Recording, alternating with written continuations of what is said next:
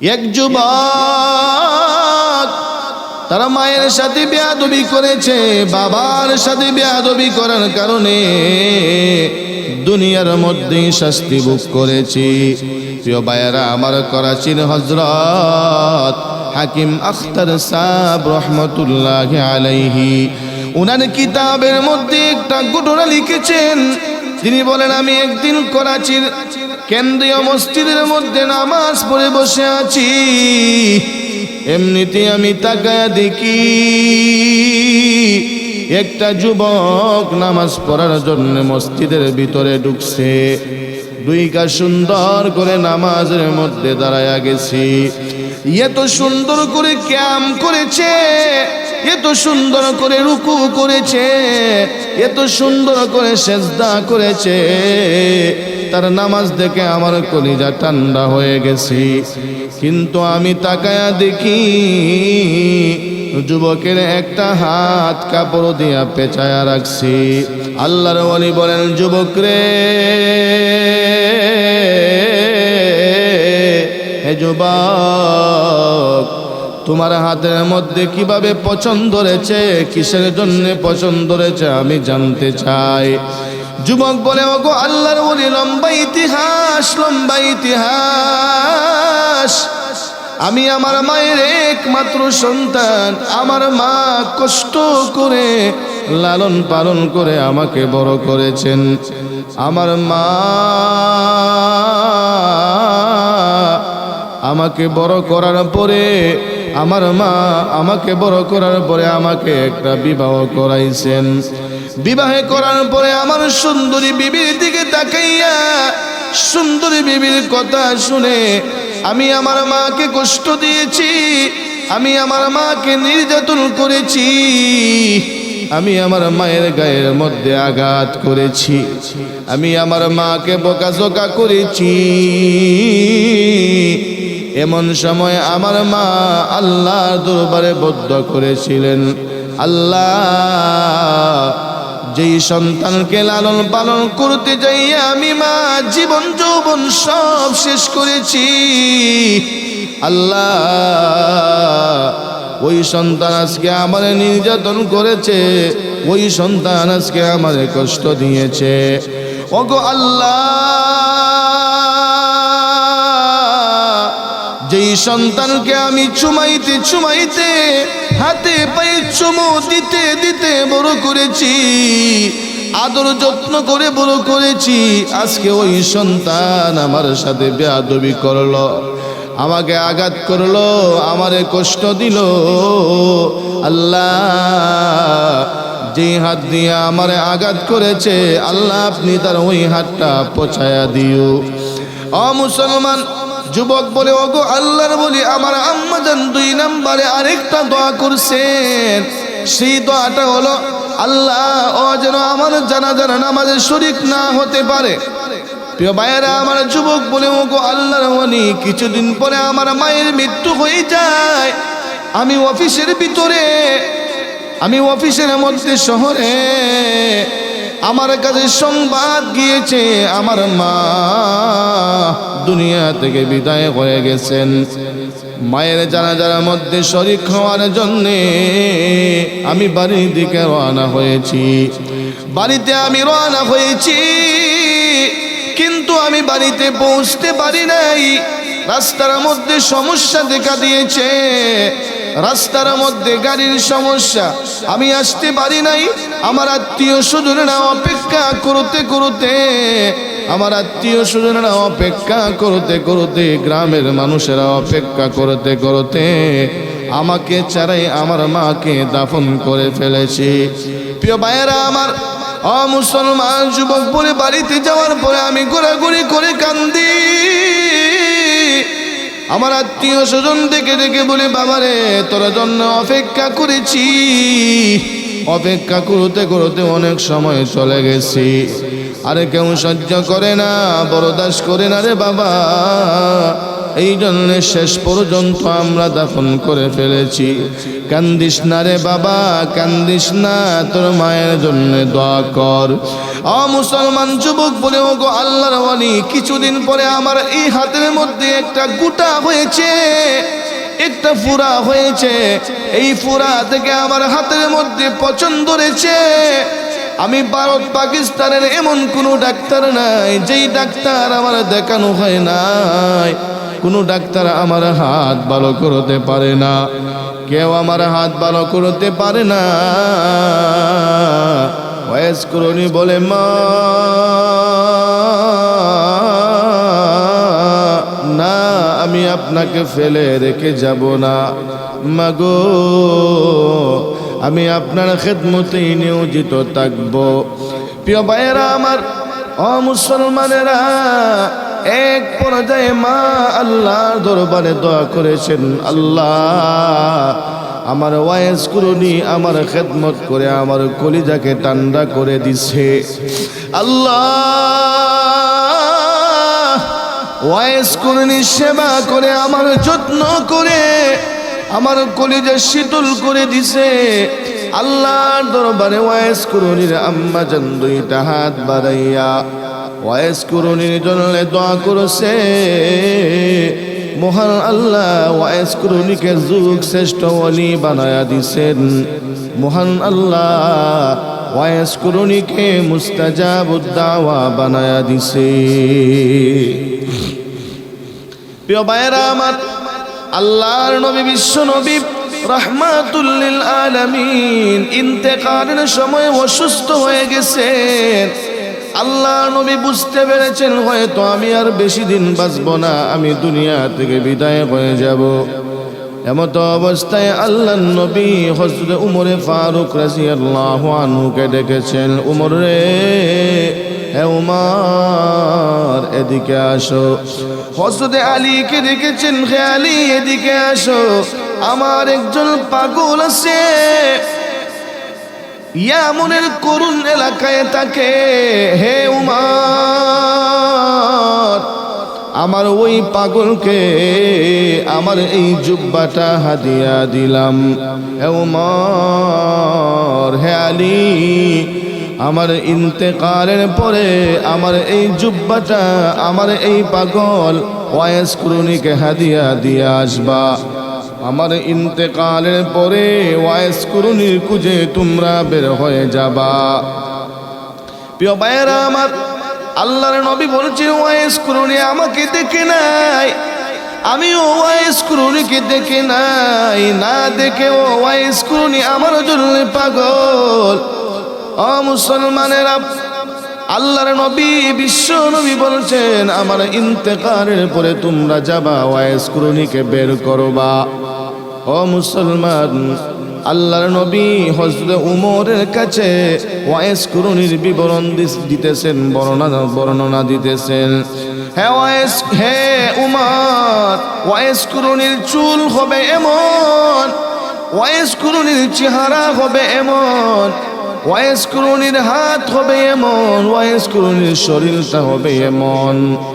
Wise কুরুনির ডান হাতে তারুর মধ্যে একটা সাদা দাগ থাকবে। ওমর ডেকে ডেকে বলেন, ইয়া রাসূলুল্লাহ,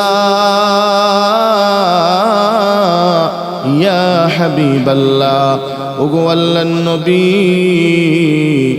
আপনি না বলেছেন ওয়াইস কুরুনিকে আপনি দেখেন নাই, তাহলে এই বর্ণনা আপনি আমাকে কিভাবে দিতেছেন গো আল্লাহর নবী?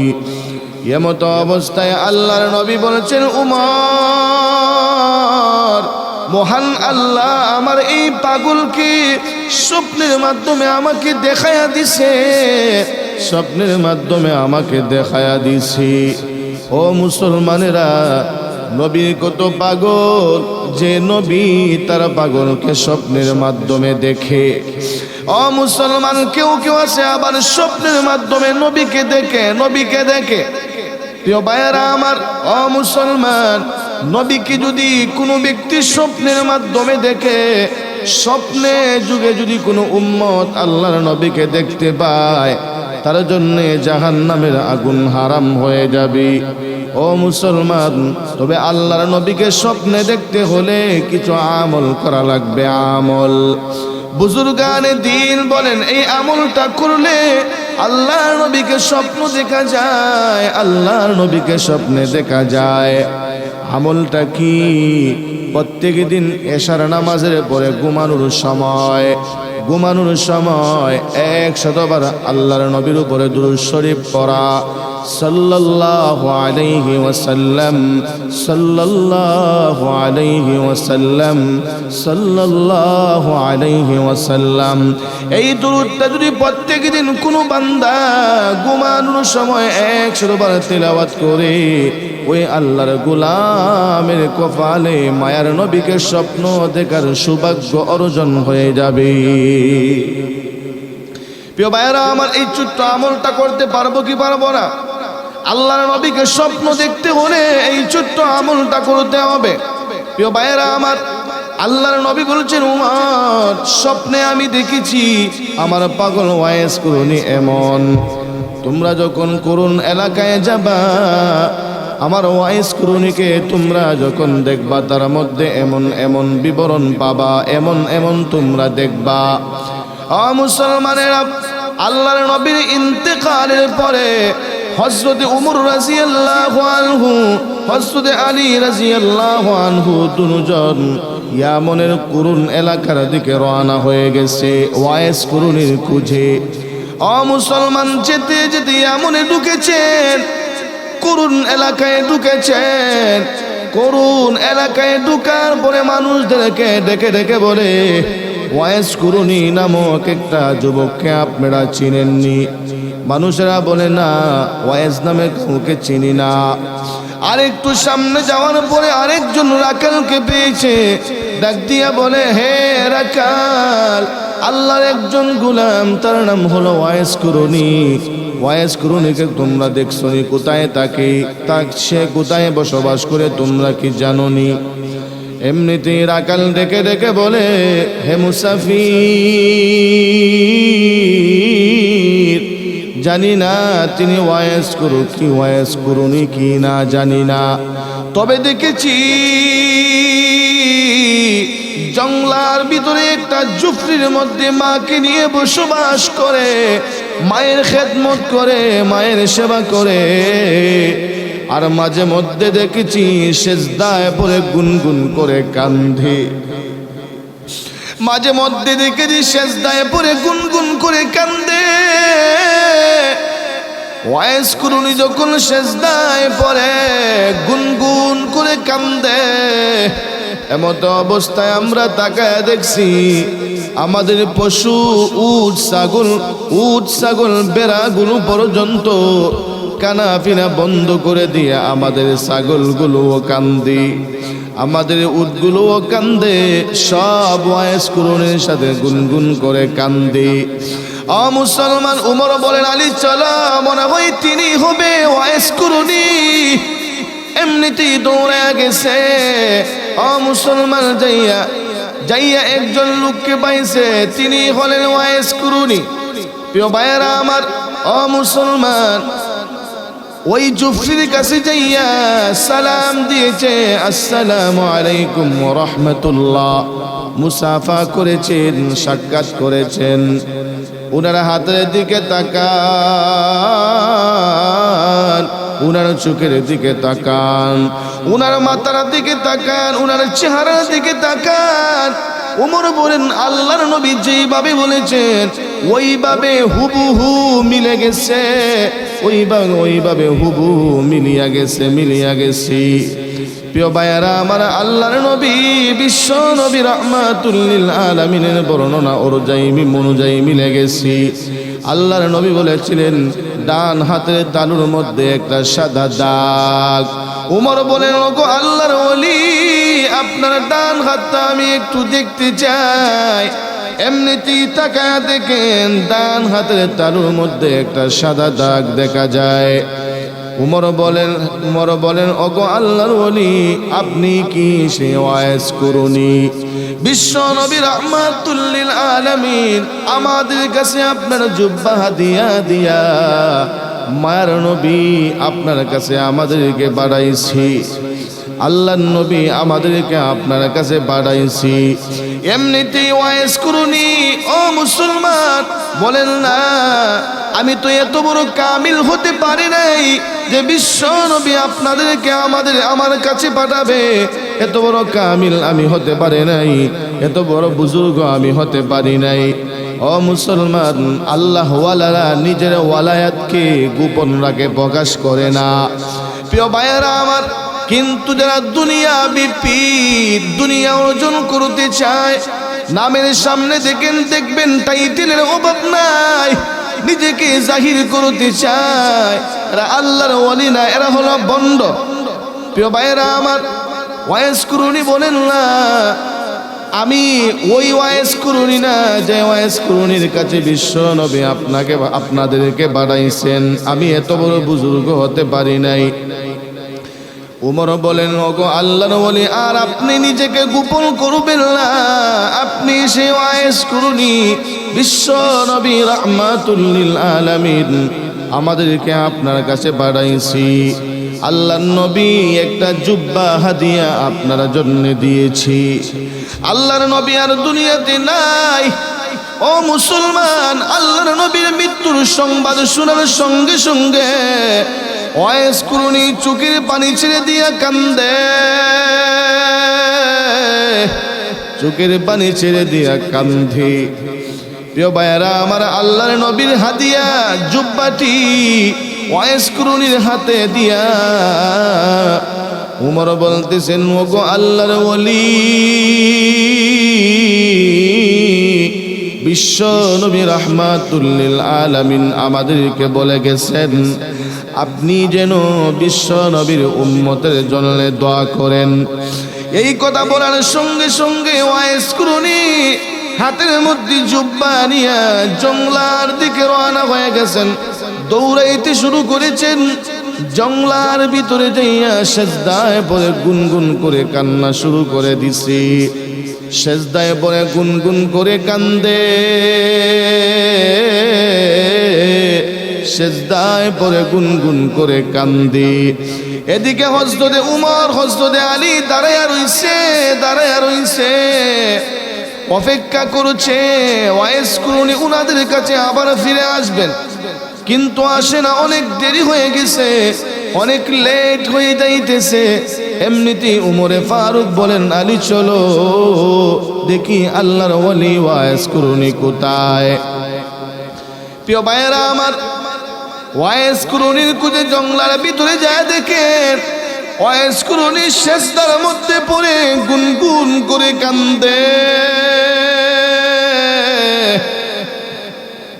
ওয়াইজ করুনি গুনগুন করে আল্লাহর দরবারে কান্দে, আল্লাহর দরবারে কান্দে।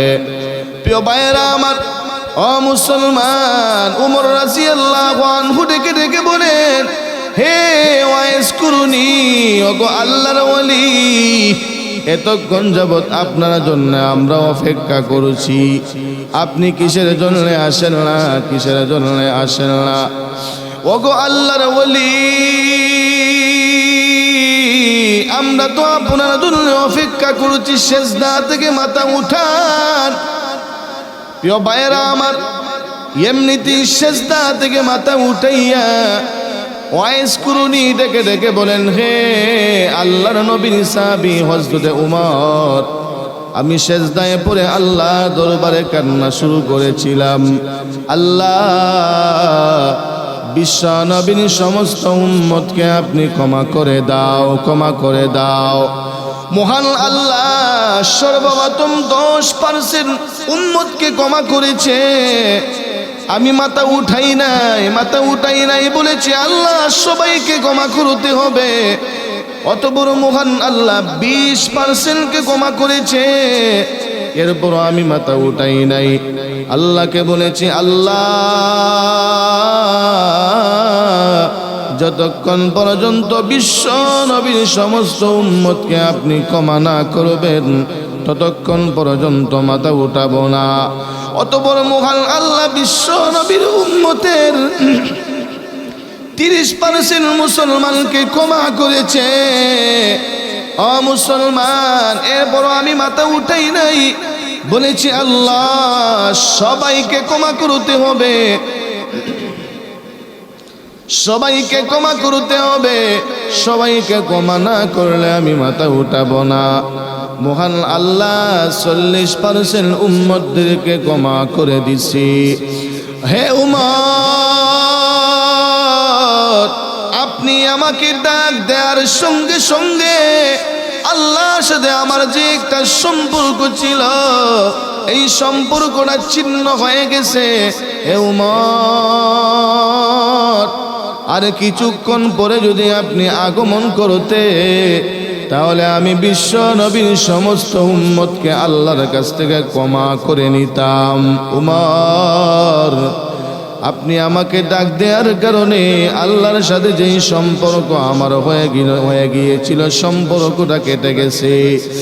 ও মুসলমান, হযরত ওয়াইস কুরুনি রহমতুল্লাহি আলাইহি মায়ের সেবার মাধ্যমে মুস্তাজাবুদ দাওয়া হয়ে গেছে। মায়ের খেদমত করেছে আর মা দুহাত তুলে আল্লাহর দরবারে প্রার্থনা করেছেন, মায়ের দোয়া কবুল হয়ে গেছে। মহান আল্লাহ ওয়াইস কুরুনিকে মুস্তাজাবুদ দাওয়া বুজুর্গ আল্লাহওয়ালা বানায়া দিছে। ও মুসলমান, মায়ের দোয়ার কত কাজ, মায়ের দোয়া কত কাজ, বাবার দোয়া কত কামে লাগে।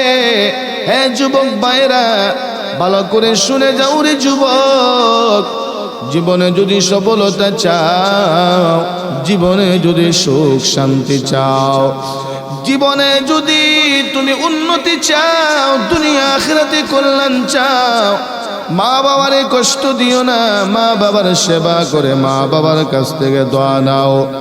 মা বাবারে বদদোয়া দিলে দুনিয়াও বরবাদ হয়ে যাবে, আখিরাতও বরবাদ হয়ে যাবে। দুনিয়াতেও কষ্ট করতে হবে, মরণের পরেও কষ্ট করা লাগবে, ঠিক কি ঠিক না?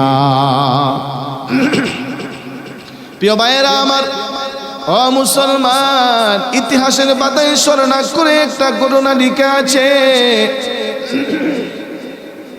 এক যুবক,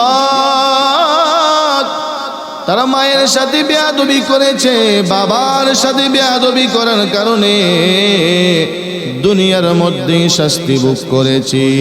প্রিয় ভাইয়েরা আমার, করাচির হযরত হাকিম আখতার সাহেব রহমতুল্লাহি আলাইহি উনার কিতাবের মধ্যে একটা ঘটনা লিখেছেন।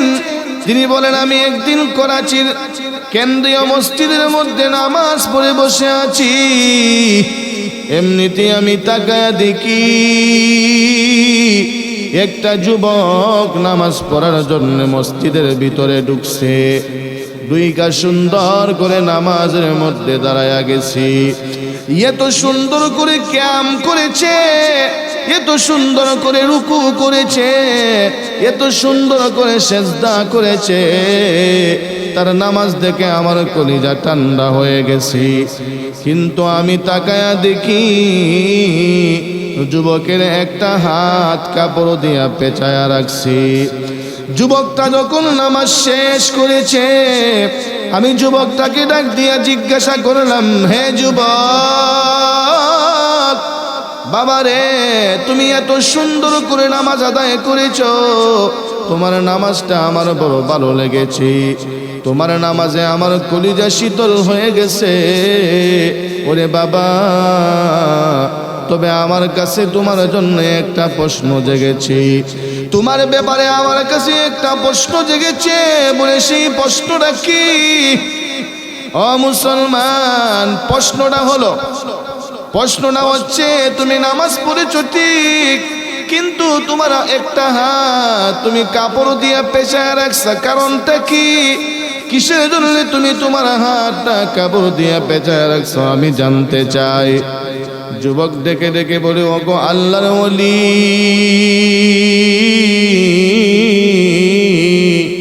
আমার হাতের মধ্যে পছন্দ রয়েছে, এই জন্য আমি আমার হাতটাকে কাপড় দিয়ে পেঁচায়া রাখছি। আমার হাত থেকে দুর্গন্ধ বের হয়। মানুষ আমার কাছে আসতে পারে না, এই জন্য আমার হাতটাকে আমি কাপড় দিয়ে পেঁচায়া রাখছি। ও মুসলমানেরা, যুবক বলতেছে, ও গো আল্লাহর ওলি, দুর্গন্ধ যেন বের না হয় এই জন্য কাপড় দিয়া পেঁচায়া রাখছি। আল্লাহর ওলি বলেন, যুবক রে, হে যুবক, তোমার হাতের মধ্যে কিভাবে পছন্দ ধরেছে, কিসের জন্য পছন্দ ধরেছে আমি জানতে চাই। যুবক বলে, ও গো আল্লাহর ওলি, লম্বা ইতিহাস, লম্বা ইতিহাস। আমি আমার মায়ের একমাত্র সন্তান। আমার মা কষ্ট করে লালন পালন করে আমাকে বড় করেছেন। আমার মা আমাকে বড় করার পরে, আমার মা আমাকে বড় করার পরে আমাকে একটা বিবাহ করাইছেন। বিবাহে করার পরে আমার সুন্দরী বিবির দিকে তাকাইয়া, সুন্দরী বিবির কথা শুনে আমি আমার মাকে কষ্ট দিয়েছি, আমি আমার মাকে নির্যাতন করেছি, আমি আমার মায়ের গায়ের মধ্যে আঘাত করেছি, আমি আমার মাকে বকাঝকা করেছি। এমন সময় আমার মা আল্লাহর দরবারে বদ্ধ করেছিলেন, আল্লাহ, যেই সন্তানকে লালন পালন করতে যাইয়া আমি মা জীবন যৌবন সব শেষ করেছি, আল্লাহ, ওই সন্তান আজকে আমার নির্যাতন করেছে, ওই সন্তান আজকে আমার কষ্ট দিয়েছে। ওগো আল্লাহ, যেই সন্তানকে আমি চুমাইতে চুমাইতে, হাতে পায়ে চুমু দিতে দিতে বড় করেছি, আদর যত্ন করে বড় করেছি, আজকে ওই সন্তান আমার সাথে বেয়াদবি করলো, আমাকে আঘাত করলো, আমারে কষ্ট দিল। আল্লাহ, যেই হাত দিয়ে আমারে আঘাত করেছে, আল্লাহ আপনি তার ওই হাতটা পচায়া দিও। ও মুসলমান, যুবক বলে, ওগো আল্লাহর বলি, আমার আম্মা জান 2 নম্বরে আরেকটা দোয়া করছেন। সেই দোয়াটা হলো, আল্লাহ, ও যেন আমার জানাজার নামাজে শরীক না হতে পারে। প্রিয় ভাইয়েরা, আমার যুবক বলে, ওগো আল্লাহর ওলি, কিছুদিন পরে আমার মায়ের মৃত্যু হয়ে যায়। আমি অফিসের ভিতরে, আমি অফিসের মধ্যে শহরে, আমার কাছে সংবাদ গিয়েছে আমার মা দুনিয়া থেকে বিদায় হয়ে গেছেন। মায়ের জানাজার মধ্যে শরীক হওয়ার জন্যে আমি বাড়ির দিকে রওনা হয়েছি। বাড়িতে আমি রওনা হয়েছি, কিন্তু আমি বাড়িতে পৌঁছতে পারি নাই।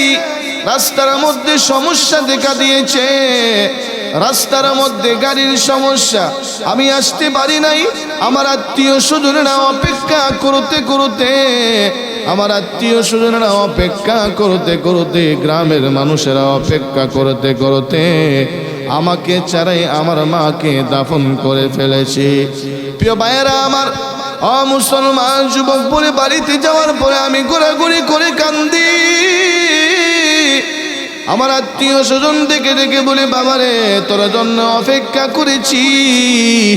অপেক্ষা করতে করতে অনেক সময় চলে গেছি, আরে কেউ সহ্য করে না, বরদাস্ত করে না রে বাবা, এই জন্য শেষ পর্যন্ত আমরা দাফন করে ফেলেছি। কান্দিস না রে বাবা, কান্দিস না, তোর মায়ের জন্য দোয়া কর। মুসলমান যুবক বলে, ওগো আল্লাহর ওলি, কিছুদিন পরে আমার এই হাতের মধ্যে একটা গুটা হয়েছে, একটা ফুরা হয়েছে। এই ফুরা থেকে আমার হাতের মধ্যে পছন্দ ধরেছে। আমি ভারত পাকিস্তানের এমন কোনো ডাক্তার নাই যেই ডাক্তার আমার দেখানো হয় নাই, কোনো ডাক্তার আমার হাত ভালো করতে পারে না, কেউ আমার হাত ভালো করতে পারে না। যুবক বলেন, কেউ আমার হাত ভালো করতে পারে না। আল্লাহর ওলি বলেন, হে যুবক, তুমি তো আরো ভালো ডাক্তার দেখাইতে পারতে।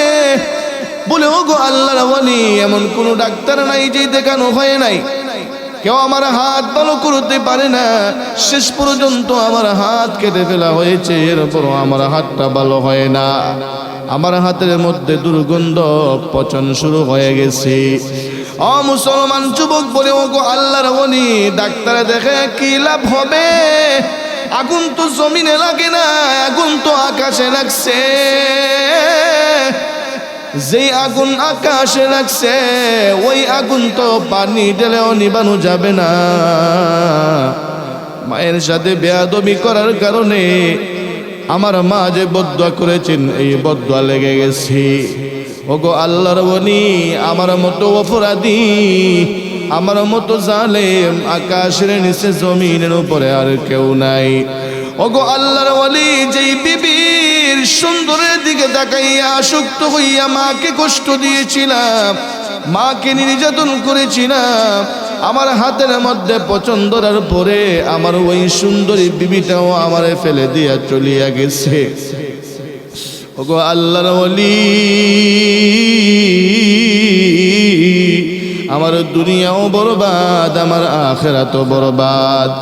ওগো আল্লাহর ওলি, এখন আমি রাস্তায় রাস্তায় ঘুরি আর মসজিদে দাঁড়ায় দাঁড়াইয়া নামাজ আদায় করি আর আল্লাহর দরবারে কান্দি, আল্লাহ আমারে ক্ষমা করে দাও।